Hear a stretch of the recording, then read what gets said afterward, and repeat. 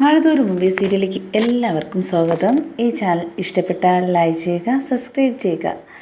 അലീനെ ആ വീട്ടിൽ നിന്ന് പോയി കഴിഞ്ഞപ്പോഴത്തേക്കും അത് എല്ലാവരും അറിയുന്നതെന്ന് വെച്ചാൽ അത് വൈജയന്തി ആയിരുന്നു. വൈജയന്തി ഫോൺ ചെയ്യുന്നുണ്ട്, എന്താ എവിടെയാ എങ്ങനെയൊക്കെ എന്നൊക്കെ അറിയാൻ വേണ്ടി മക്കളെ വിളിക്കുന്നുണ്ട്, രോഹിത്തിനെ.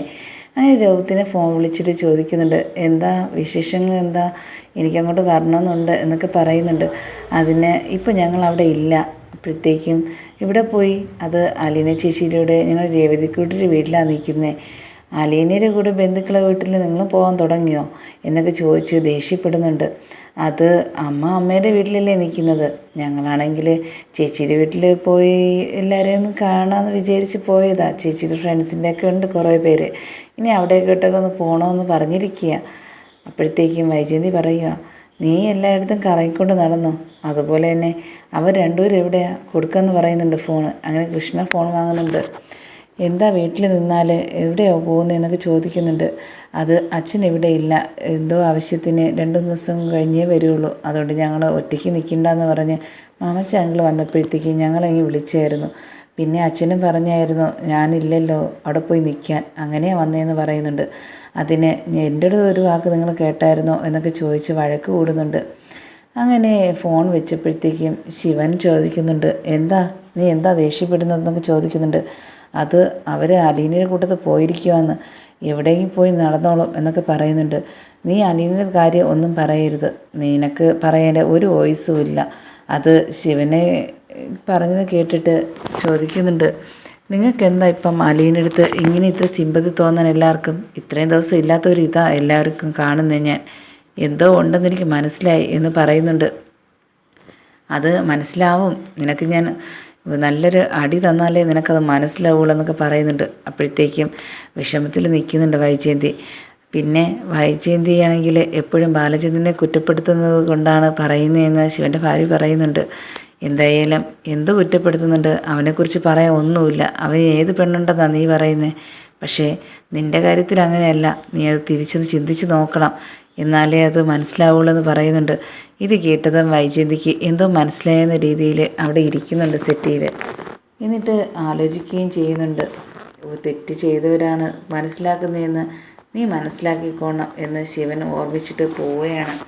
ഇത് കേട്ടതും അമ്മ അകത്തിരുന്ന് ചോദിക്കുക, എന്താ അവിടെ ബഹളം, അവിടെ വൈജയന്തി എന്ത് പറയുക എന്നൊക്കെ ചോദിക്കുക. അത് നിങ്ങൾക്കറിയണോ, അലീനയത്ത് ഇവിടെ പിള്ളേർ പോയെന്ന് പറഞ്ഞ് ഇവിടെ ബഹളം വയ്ക്കുക. എന്ത് ചെയ്യാനാ, അവർക്ക് എവിടെയും വെക്കൂടെ, അവൾ ഇവിടെ വന്ന് നിൽക്കണതോ എന്നൊക്കെ ചോദിക്കുന്നുണ്ട്. ഇത് കേട്ടത് വൈജയന്തി പറയുക, എനിക്കാണെങ്കിൽ ഇവിടെ നിൽക്കാൻ ഇപ്പോൾ ഒരു താല്പര്യവും ഇല്ല. എന്തായാലും എനിക്കിപ്പോൾ വീട്ടിൽ പോകണമെന്ന് തോന്നുന്നുണ്ട്. അത് നിനക്ക് വേണമെങ്കിൽ പൊയ്ക്കോ, പക്ഷേ എവിടെയാണെങ്കിലും നീ നന്നായിരിക്കണമെന്നേ നമുക്ക് കാണണമെന്ന് ആഗ്രഹമുള്ളൂ എന്ന് പറയുന്നുണ്ട്. അങ്ങനെ ബാലചന്ദ്രനാണെങ്കിൽ സ്റ്റാൻലിയെ തേടി പോവുകയാണ്.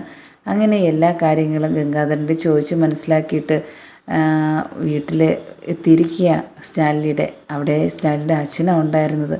അപ്പോഴത്തേക്ക് ചോദിക്കുന്നുണ്ട്, നിങ്ങളുടെ മകനെ ഒന്ന് കാണണം, അത് ഞാൻ ഫോൺ വിളിച്ച് തന്നാൽ പോരെ എന്നൊക്കെ ചോദിക്കുന്നുണ്ട്. നേരിട്ട് കാണേണ്ടതാ, ഫോൺ വിളിച്ച് സംസാരിക്കേണ്ട ഒരു കാര്യവുമില്ല എന്നൊക്കെ പറയുന്നുണ്ട്. അങ്ങനെ ബാലചന്ദ്രൻ അവിടെ വീട്ടിൽ പോയപ്പോഴത്തേക്കും തന്നെ മനസ്സിലാകുന്നുണ്ട് എല്ലാവർക്കും, ഗംഗാധരനും മനസ്സിലാവുന്നുണ്ട്, രണ്ടും കൽപ്പിച്ച് തന്നെയാണ് അവൻ ഇറങ്ങിയിരിക്കുന്നത്. എന്തായാലും അലീനയെ സുരക്ഷിതമായ കയ്യിൽ ഏൽപ്പിക്കുക എന്നൊരു ചിന്ത മാത്രമേ ഇപ്പോൾ ഉള്ളൂ എന്ന് ഗംഗാധരൻ വിളിച്ച് പറയുന്നുണ്ട് രാജീവിൻ്റെ അടുത്ത് ശിവൻ്റെ അടുത്തും. ഇത് കേട്ടത് രാജീവ് പറയുക, എന്തായാലും ഇതെല്ലാവരും അറിഞ്ഞ ഒരു വലിയൊരു ബഹളത്തിലേക്ക് അവസാനിക്കുകയുള്ളൂ. എന്തായാലും അന്ന് നടന്ന ആ കാര്യങ്ങളെല്ലാം ഇപ്പോഴും ഓർമ്മയുണ്ട്. പക്ഷേ എന്ത് ചെയ്യാനാ, വൈജയന്തി എല്ലാം മറന്നു വരികയായിരുന്നു. അതിനിടയ്ക്ക് ഇതെല്ലാം കുത്തിപ്പൊക്കിക്കൊണ്ട് വന്നിരിക്കുന്നത്. ഇനി എല്ലാ കാര്യങ്ങളും പണ്ട് മുതലേ ഇനി എടുത്ത് നിരത്തുമ്പോഴത്തേക്കും എന്താ സംഭവിക്കുകയെന്ന് എനിക്കിപ്പോൾ ഒന്നും പറയാൻ പറ്റില്ല എന്ന് പറയുന്നുണ്ട് ശിവൻ. അത് ഇവൾ മനസ്സിലാക്കണ്ടേ, അത്രയ്ക്ക് നേരെ നിൽക്കില്ലല്ലോ എന്ന് പറയുന്നുണ്ട്. എന്തായാലും എല്ലാവരും ചാടിക്കടിച്ച് നടക്കാനല്ലേ അവൾക്കറിയാവുള്ളൂ എന്ന് ഗംഗാധരൻ പറയുന്നുണ്ട്. എന്തായാലും അവൻ തിരിച്ച് വരട്ടെ, പോയിട്ട് വരുമ്പോഴത്തേക്ക് എന്താണെന്നറിയാം. എന്തു വെച്ചാലും വീട്ടിലെത്തിയിട്ടുണ്ടെന്ന് അറിഞ്ഞത്. ഇനി മകനെ കാണാൻ വേണ്ടി എത്തുമെന്നും പോകുമെന്നും പറയുന്നുണ്ട്, ഇവിടെ എത്തുമെന്നും പറയുന്നുണ്ട്. ഞാൻ എന്ത് ചെയ്യുമെന്ന് എനിക്കറിയില്ല, എൻ്റെ ഒരു ചോദ്യത്തിന് എനിക്ക് ഉത്തരമില്ല അവൻ പറയുന്നതിന് എന്നൊക്കെ പറയുന്നുണ്ട്. എന്നുവെച്ചാൽ രാജീവ് പറയുക, എന്തായാലും നമുക്കൊരു കാര്യം ചെയ്യാം,